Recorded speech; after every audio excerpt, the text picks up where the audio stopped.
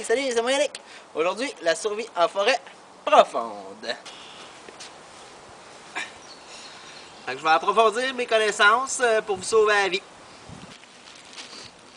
Dans l'épisode de la survie, il y en a qui ont trouvé ça drôle, mais dans la vraie vie, il n'y a pas de prix en argent ou d'immunité comme dans Survivor. Il y a tout puis il y a la nature. Bon, ben, on y retourne. Cette fois-ci, par exemple, sans aucun objet superflu, comme quand on se perd plus loin et qu'on a juste ça sur nous autres.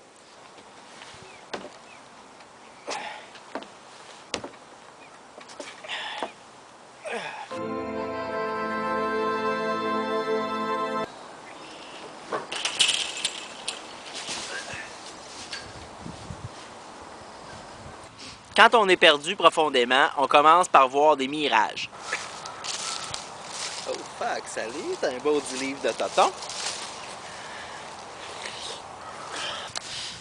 Alors, probablement que vous allez me demander comment ne pas sombrer dans cette paranoïa. Ça dépend de votre QI. Comme le mien, il est dans le tapis, il n'y a pas de trouble. Wow, wow, wow! Plus vous serez en harmonie avec la nature, plus elle vous enverra de signes quand vous en aurez le plus besoin.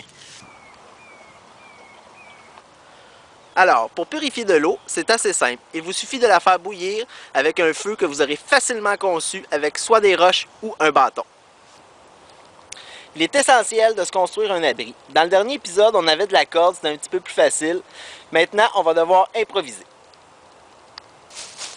Alors, aussi inconfortable que ça puisse paraître, moi je me traîne toujours un petit canif dans mon soulier, juste au cas où.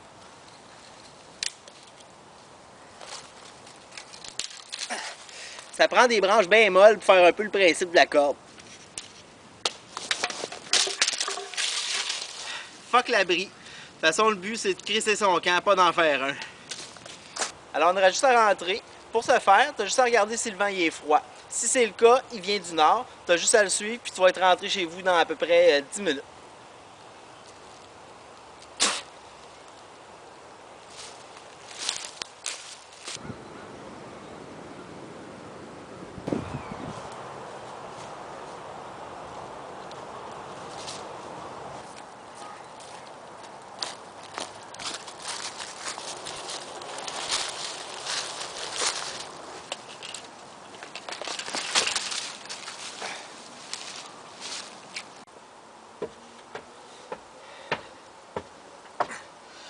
C'est aussi facile que ça. C'est sûr que d'avoir fait les scouts, ça m'a aidé un petit peu, mais c'était une autre leçon de vie avec Yannick Lavallée.